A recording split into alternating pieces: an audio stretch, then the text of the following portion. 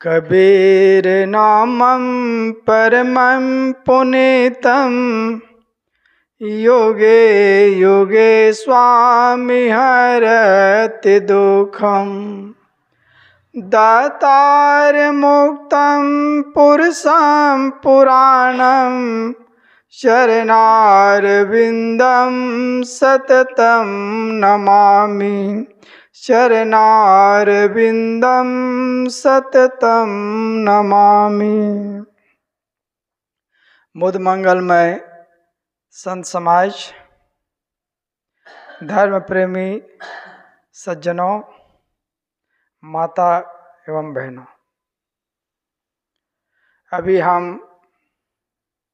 श्री निर्मल साहेब जी द्वारा सदगुरु कबीर साहेब की साखी पर बहुत ही सुंदर विचार श्रवण कर रहे थे। जो घर जा रे आपना चले हमारे साथ। इस बीच में सदगुरु कबीर साहेब की एक साखी उद्धृत किए थे। पछा पछी के कारणे सब जगह रहा भुलान, निरपक्ष होई के हरि भजे सोई संत सुजान। जब इस पर बोल रहे तो मेरे को एक कहानी याद आ रही थी। वास्तव में आदमी चाहे जितना बड़ा ज्ञानी हो जाए, पंडित हो जाए, ध्यानी हो जाए, विद्वान हो जाए, लेकिन पक्षपात को नहीं छोड़ पाता है। पक्षपात में आदमी भूल जाता है और इसी कारण आम इंसान को, आम जनता को ज्ञानियों पर, पंडितों पर विश्वास उड़ जाता है, विश्वास नहीं करते। मैंने एक बार एक बूढ़ी माता से सुना था, जब पत्थर करवट ले लेता है तो एक इंसान है। एक बहुत बड़े संत के लिए बोले। उस समय मैं नया नया था, मेरे को बहुत आश्चर्य लगा।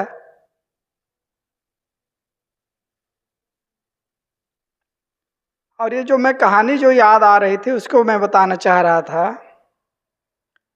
एक गांव में, कई बच्चे तो सब गांव में रहते ही हैं, मैदान में एक गधा चल रहा था और उसी मैदान में बच्चे खेलने गए हुए थे। खेलते खेलते बच्चे को क्या सूझा, गधा पर उन लोगों की दृष्टि गई और गधा से बच्चे सब खेलने शुरू कर दिए। अब करे क्या, गधा है तो उसके ऊपर कोई चढ़ रहा है, कोई नोच रहा है, कोई मरोड़ रहा है, कोई कुछ कर रहा है। सीधा साधा गधा रहा, नहीं तो दुलत्ती मारता तो सब भग जाते बच्चे। पालतू गधा था। पालतू गधा इसलिए सीधा साधा था, दुबला था, अभ्यस्त था, उसके ऊपर लादे जाते थे। घर के बच्चे उसके आसपास होते, खेलते थे, तो इसलिए गधा सीधा साधा था। तो मैदान में कई बच्चे खेल रहे थे और बच्चे सब उस गधे के ऊपर टूट पड़े। चढ़ना, कूदना, डंडे से मारना, बहुत देर से ऐसे ही उस गधा को परेशान कर रहे थे।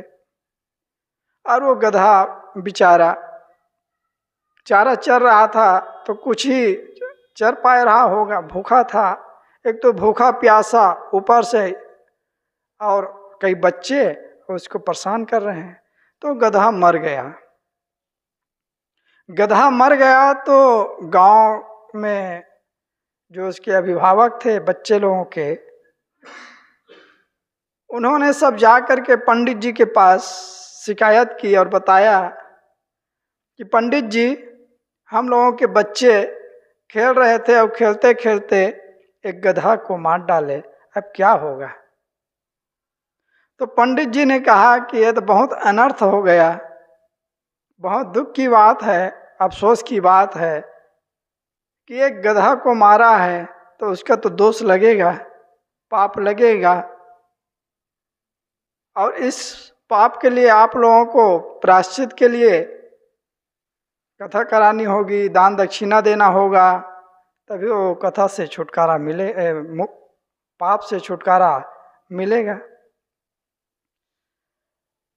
सभी ने कहा तो पंडित जी ठीक है, जिस दिन मुहूर्त हो, जिस दिन शुभ हो, उस दिन आप तिथि बता दीजिए और कितने खर्चे आएंगे उसको बता दीजिए, हमें क्या क्या करना है। पंडित जी पूरी लंबी लिस्ट बता दिए, लिख दिए, भाई इतने 1100 रुपये लगेगा, धोती लगेगा, कपड़े लगे, छाता, नारियल, जूता और दूब और आम की पत्ती, धागा, बहुत सारी चीज़ें बता दिए, सब आप लोगों को कर लेना है। और उसमें प्रसाद वरसाद बना लेना, कुछ भोज बना लेना, आसपास के लोगों को कुछ खिलाना होगा। अब साधारण घर के बच्चे लोग थे, साधारण लोग थे, उन लोगों के लिए उतना खर्चा बहुत मुश्किल हो रहा था। लेकिन अब पुत्र हैं, अब पुत्र के लिए अब मोह सबको होता है, चाहे कर्जा हो चाहे जो हो। अब तो पाप से मुक्ति दिलाना है बच्चे लोगों को, तो सब करने के लिए तैयार हो गए। इतने में सब बच्चे इकट्ठे हो गए जहाँ पर चर्चा हो रही थी बच्चे के माता पिता और पंडित के बीच में। उसमें से एक बच्चे आए और बच्चे ने कहा कि पंडित जी, उसमें आपका बेटा संतोष भी था, हम लोग जो खेल रहे थे उसमें आपका बेटा संतोष भी था। तो पंडित जी ने कहा अच्छा, मेरा बेटा संतोष भी था। तो उसने क्या कहा, देखो 4-5 बच्चे, उसमें एक संतोष है, उसमें मर गया गधा, तो इसमें कोई दोष नहीं है। हाँ, गधा, उसमें एक संतोष है, उसमें गधा मारे कौन दोष, तो उसमें कोई दोष नहीं है। जब उसका बच्चा का पारी आया, वो भी उसमें शामिल था उस गधा को मारने में, तब कह रहा है उसमें कोई दोष नहीं है। गधा मारे कौन दोष, उसमें 4-5 बच्चे हैं, एक संतोष है, गधा मारे कौन दोष है, उसमें कोई दोष नहीं है। तो ये है पक्षपात। वो पंडित है, ज्ञानी है, उसको गांव के लोग आदर करते हैं, गांव के लोग ही नहीं पूरे हिंदू समाज उसकी आदर करते हैं। लेकिन उसके अंदर कितना छल है, कितना भेदभाव है। इसलिए आज पंडितों से लोगों का आस्था खत्म होते जा रही है। संत हैं, समाज है, वहाँ ऐसे ही भेदभाव होने लग जाता है, तो वहाँ से भी लोगों की आस्था खत्म होने लग जाती है। जो पास में रहने वाले होते हैं उसकी आस्था खत्म होने लग जाती है। समय गुजर जाता है, साथ में किसी के कुछ नहीं जाता है, सिर पर एक धब्बा लग जाता है और वो हमेशा के लिए लग जाता है। इसलिए सदगुरु कबीर साहब को कहना पड़ा कि भाई पछा पछी के कारण, उस समय भी देखे होंगे ऐसे किसी के हृदय में बात नहीं आती है, नहीं निकलती है। हम जो देखते हैं वही हमारे अंदर से निकलता है, वही एक साखी बन जाती है, एक कविता बन जाती है, एक भजन बन जाता है। ये क्या है, ये संसार एक खुली किताब है। हम ये सब देखते हैं, वृक्षों को देखते हैं, पेड़ पौधे को, जीव जंतु को, आदमी के व्यवहार को, कला को, वो गाना बन जाता है। गाना है ना, नफरत की लाठी तोड़ो, ये क्यों बना है, हम आपस में नफरत करते थे, तो वो गाना बन जाता है, वो हृदय से निकल जाता है। अब वो हृदय जिसके हृदय होता है उसके हृदय से निकलता है। नहीं तो आदमी तो सब देखते हैं, उसको कोई फर्क नहीं पड़ता है। जैसे कि योग दर्शन में आता है कि एक वो तिनका के लिए वहां पर आया है, उस मंत्र इस समय उठ नहीं रहा है, कि एक तिनका है, पूरे शरीर में पड़ जाए तो कोई फर्क नहीं पड़ता है, लेकिन आंख में पड़ जाए तो कितना कर सकता है। ऐसे ही जिसके अंदर संवेदना हो उसको बात लगती है और उसके हृदय में वो बात उसके अंदर से प्रफुटित होती है, वो निकलती है वो। तो ये तो बात याद आई, पछा पछी के कारण सब जग रहा भुलान, तो वो कहानी मेरे को याद आई तो मैं इस कहानी को रखा। आगे इसी संदर्भ में सदगुरु कबीर साहब और कहते हैं, साखी ही है। शब्दई मारा गिर पड़ा, शब्दई छोड़ा राज, और जिन जिन शब्द विवेक किया तिनका सरिगौ काज। सदगुरु कबीर का ग्रंथ, मौलिक ग्रंथ बीजक है। बीजक में से एक प्रकरण साखी है। साखी प्रकरण की ये 6वीं साखी है। इस साखी के माध्यम से सदगुरु कबीर साधक को एक साधक बनाते हैं,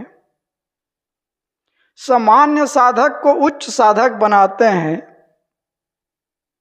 सामान्य इंसान, सामान्य आदमी अच्छी संगत पा उसको मिल जाती है तो महान हो जाता है।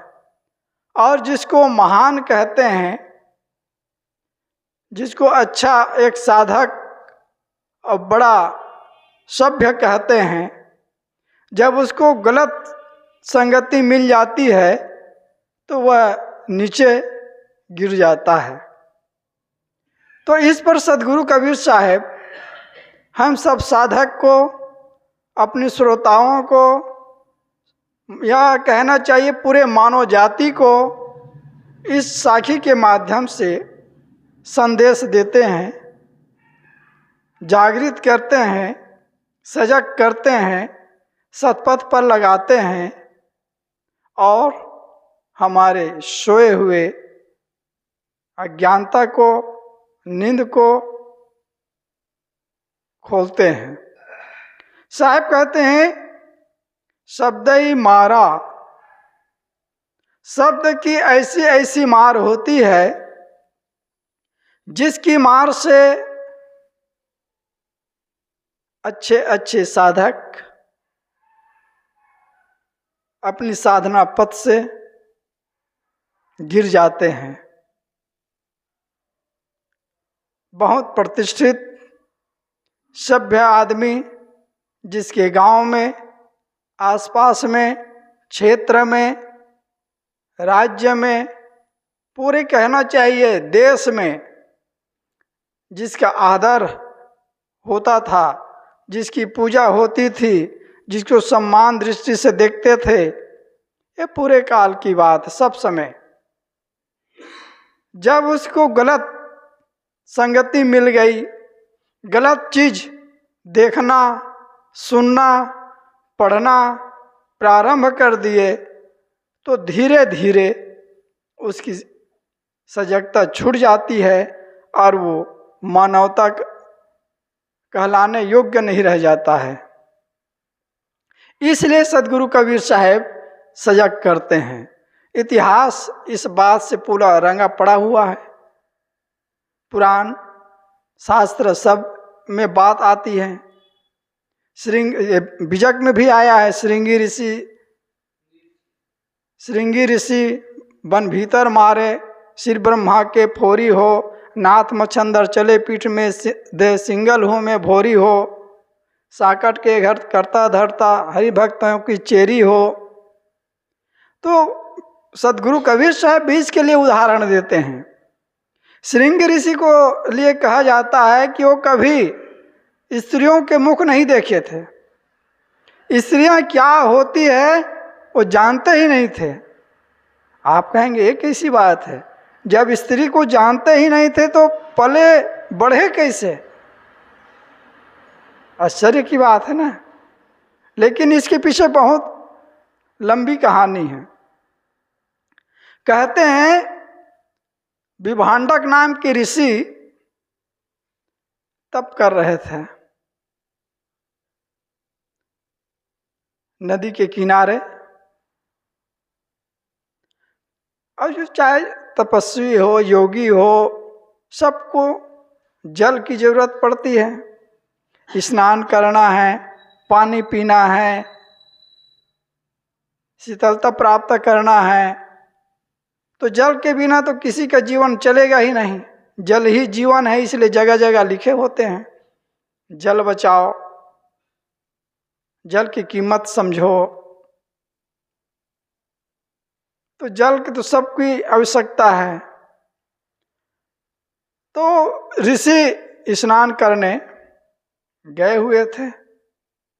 जब स्नान कर रहे थे उसी वक्त कोई अप्सरा उधर से गुजर रही थी।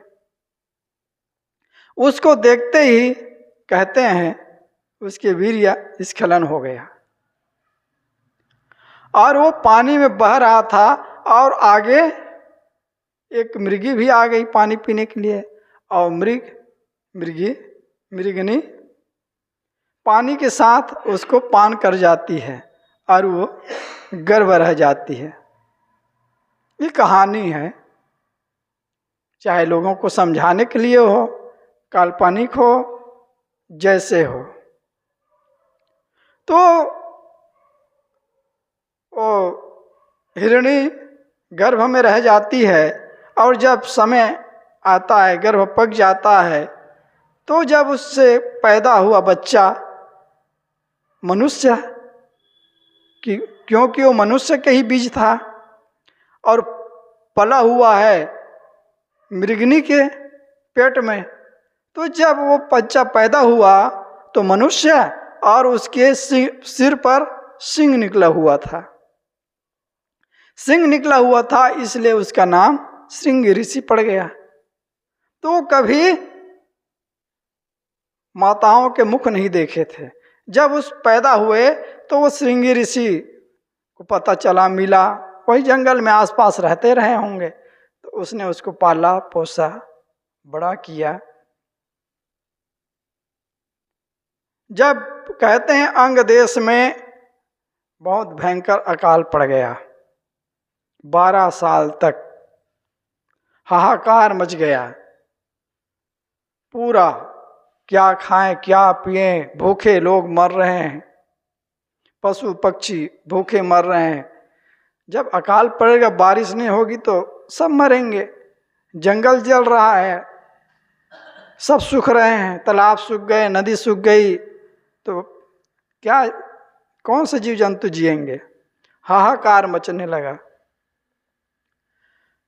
तो वहाँ किसी ज्योतिषी ने कहा कि एक विभांडक ऋषि है, उसके पुत्र श्रृंग ऋषि है, उसको कोई यहाँ ला दें और उसके आने से या यज्ञ होगा तब बारिश होगी। तो वो आएगा कैसे? वो तो ये सब चक्कर में रहते नहीं है, वो तो जंगल में रहते हैं, उसको किसी से कोई लेना देना नहीं है, वो तो मस्त है और बहुत दूर है। वो कहते हैं वो छत्तीसगढ़ में है। कहाँ पर है? छत्तीसगढ़ में सियान नगरी क्षेत्र में। नगरी के आसपास एक श्रृंगी पहाड़ है जहाँ से नदी निकली हुई है, महानदी वहीं से निकली है। वहाँ हम लोग गए हुए, 2 बार गया हूँ मैं और संतों के साथ में।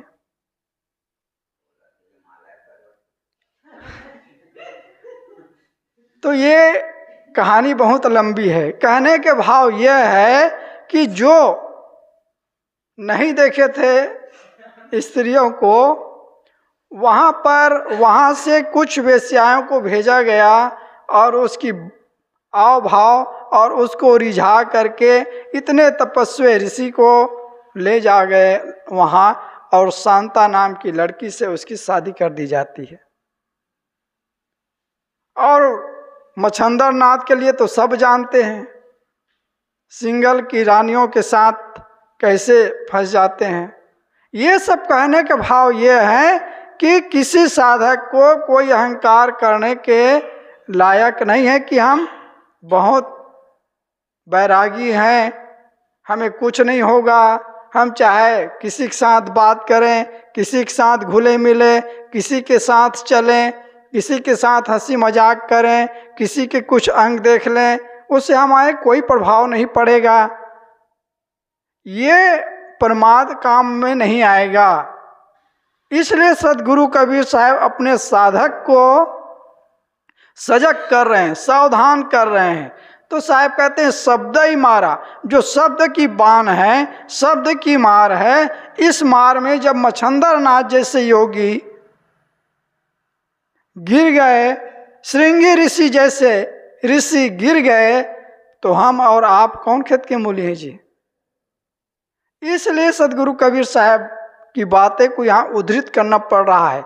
ये हम सब के लिए हैं और पूरे मानव जाति के लिए है। यदि हमें कल्याण करना है, अपने मोक्ष प्राप्त करना है, शांति हमें पानी है, तो ये चीज़ों से दूर होना ही पड़ेगा। ये लल्लू चप्पू से काम नहीं चलेगा। हम दूसरे के भाव रख रहे हैं, समझ रहे हैं, दूसरे को हम ये कर रहे हैं, समझ रहे हैं। तो कबीर साहब इसके लिए भी कहते हैं, खेत बिरानी राखते खाइन घर का खेत, रास बिरानी राखते खाइन घर का खेत। हम विजातियों के लिए कितना हम सोचते हैं उसकी बड़ा रक्षा कर रहे हैं, हम उसके लिए कितना हमदर्द होते हैं, कितना उसके पीछे आगे होते हैं, कितना उसके थोड़ी चीज़ें एक बात के लिए कितना वह क्या हो जाते हैं। हम सोचते हैं हम ही हैं एक उसके रक्षक, हम ही हैं, हम एक ही सहारे, हम ही हैं उसके मार्गदर्शक, हम ही हैं उसके और आगे उसको बढ़ाने वाले। तो उसके रक्षा के लिए तुम्हारे जो खेत है ना, इसको चल रहा है उसका पता ही नहीं है। तो ये सावधानी, आखिर वैराग्य की मतलब क्या होता है, घर छोड़ने का मतलब क्या होता है। मंच पर आकर के दूसरे को उपदेश दे दें, पुजवा लें, वाही लुटा लें, माला पहन लिए, तिलक लगा लिए, आरती करवा लिए और बड़ी बड़ी बातें हाँक दिए, तो इससे भला होने वाला नहीं है। ये तो 4 दिन की चांदनी फिर अंधेरी रात, 4 दिन पुजवा लोगे फिर 4 खानियों में जाना पड़ेगा। उसी के बदला सदगुरु अभिलाष साहब कहा करते थे, जितने ये काम भोग आपको जन्म मरण के चक्कर में भटकाएगा, उतने मान सम्मान की जो लालसा है ना, वो भी वहीं ले जाएगा, उसी कीड़े बनना पड़ेगा नाली के। तो सदगुरु कबीर साहब कहते हैं शब्द ही मारा, कह दिए हाँ गुरुजी गुरुजी, बस गुरुजी गुरुजी हैं, आप दीवाने हैं।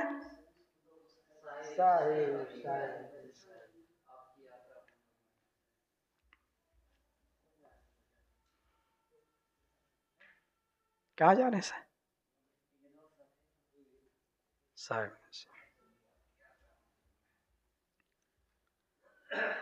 तो सदगुरु कबीर साहब या हमारे सदगुरु अभिलाष साहब इसलिए हर समय सजग रहते थे, सावधान रहते थे।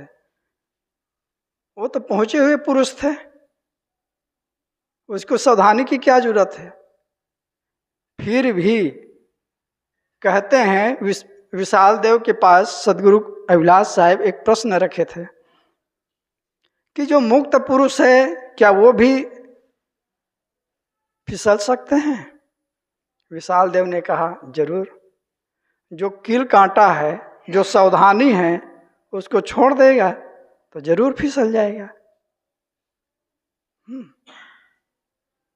जिसको भारत रत्न दिए जाते हैं या कई पद ऐसे दिए जाते हैं, ऐसे कुछ गलत कर्म कर देते हैं तो उसको वापस ले लिया जाता है, रद्द कर दिया जाता है,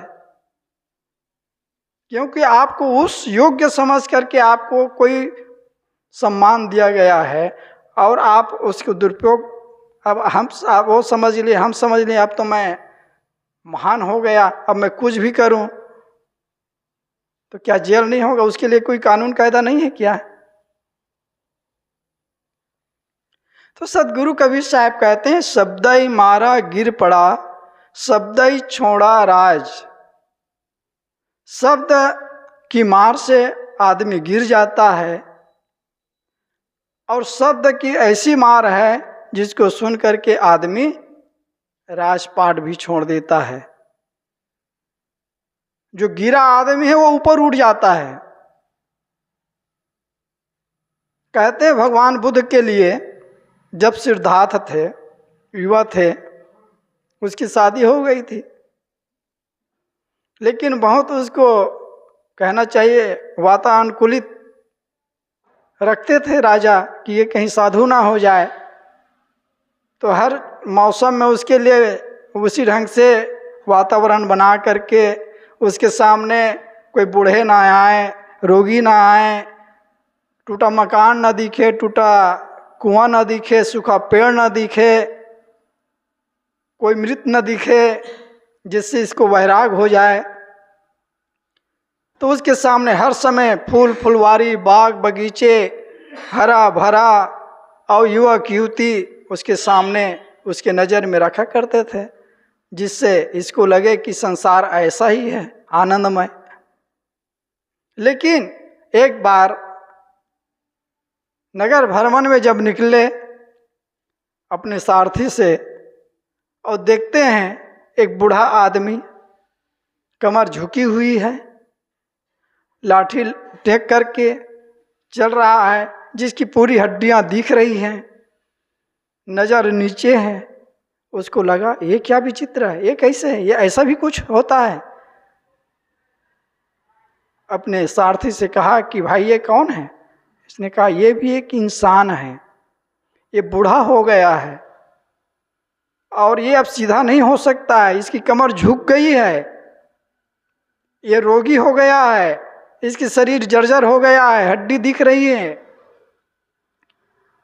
सिद्धार्थ ने कहा क्या मैं भी ऐसे हो जाऊंगा?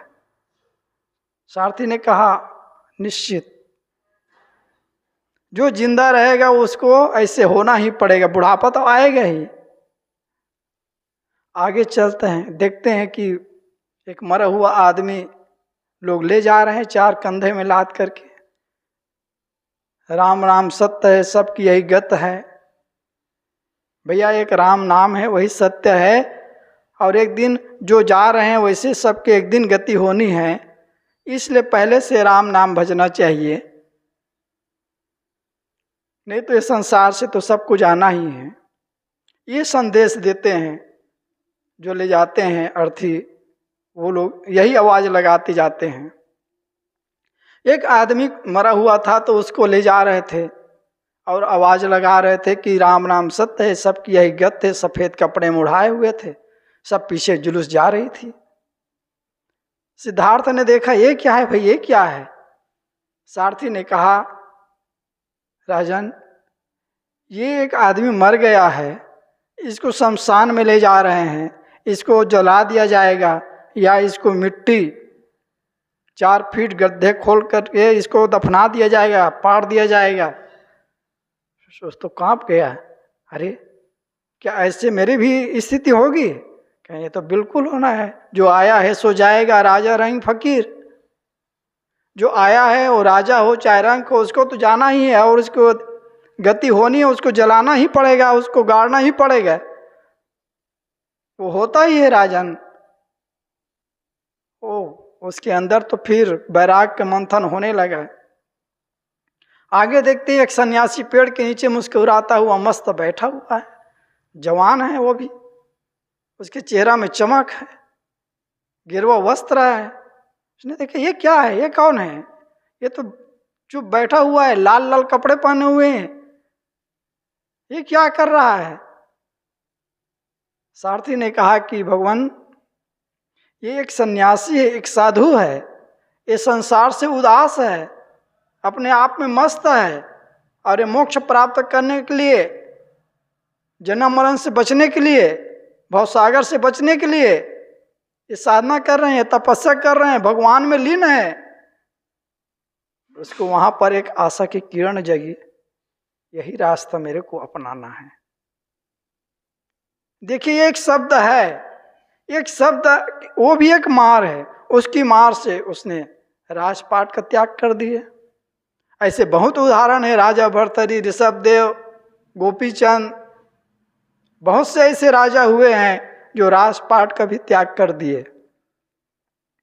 तो सदगुरु कबीर साहब कहते हैं इसलिए कि इस शब्द की मार बहुत लगती है, पड़ती है, लेकिन हमें कौन से जगह जाना है और कौन से मार खानी है।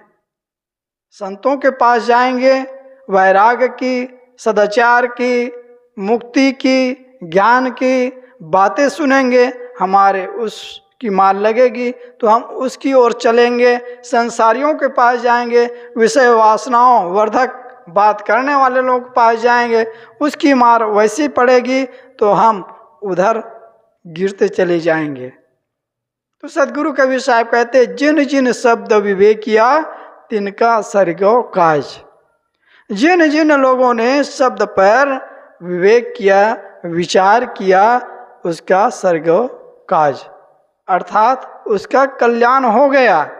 असत्य को छोड़ दिया, सत्य को ले लिया।